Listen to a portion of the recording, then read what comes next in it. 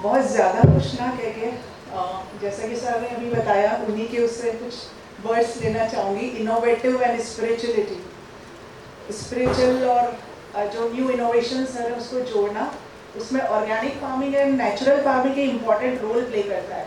वो कहते हैं कि अगर आप सात्विक खाते हैं तो आपके विचार भी उसी तरह से आपको सात्विक बनाते हैं और आप उसी दिशा में कदम उठाते हैं।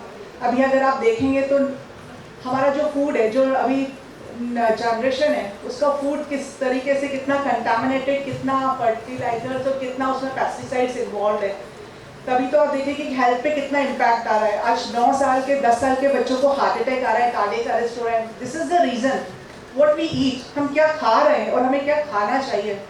वही उसी दिशा में परंपरागत खेती है, जिसे कह रहे कि आप ऑर्गेनिक फार्मिंग और नेचुरल फार्मिंग, जो कि अभी मोदी जी का भी एक मेन मिशन है, नेचुरल फार्मिंग का एक कंसेप्ट लेकर आए। वो ऑर्गेनिक फार्मिंग तो काफ़ी सालों से चल रहा है। दोनों है बहुत सिमिलर ही, दोनों में बहुत ज़्यादा डिफरेंस नहीं है। उनका सिर्फ इस प्रोजेक्ट को लाने का मेन एम ये है कि हम जो हमारे पुराने परंपरागत तरीके चले आ रहे हैं खेती के, उसे अपनाएं, ताकि जो उसके 2-3 फायदे, एक तो आपका हेल्थ इम्प्रूव होगा, आप शुद्ध खाएंगे तो शुद्ध ही आपका सब कुछ, शुद्ध विचार आएंगे और शुद्ध तरीके से आप अच्छी तरीके से हेल्दी होकर के काम कर सकेंगे।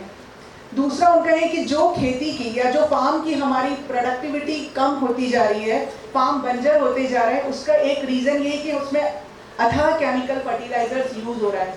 कैसे उसको कम करके वापस उस फार्म को हम उपजाऊ बनाएं, उसका एक ही तरीका है ऑर्गेनिक फार्मिंग और नेचुरल फार्मिंग।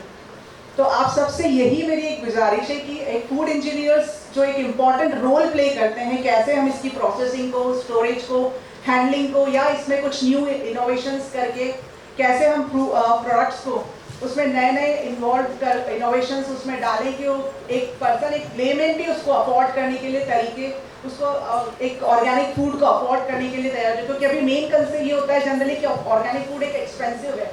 नहीं, हम इसको सस्ता भी बना सकते हैं, वो सिर्फ एक फूड इंजीनियर्स ही कर सकते हैं। तो आप एक इंजीनियर है और इंजीनियरिंग की दिशा में ही आपका कदम है, तो आप ऐसे ऐसे न्यू इनोवेटिव प्लान्स ला सकते हैं मशीनरीज में या उसके प्रोसेसिंग टेक्निक्स में कि वो एक एक्सपेंसिव ना होकर के वो एक चीप प्रोडक्ट हो जाए, जिससे फार्मर्स को भी उनका प्रॉपर बेनिफिट्स मिल सके। Thank you.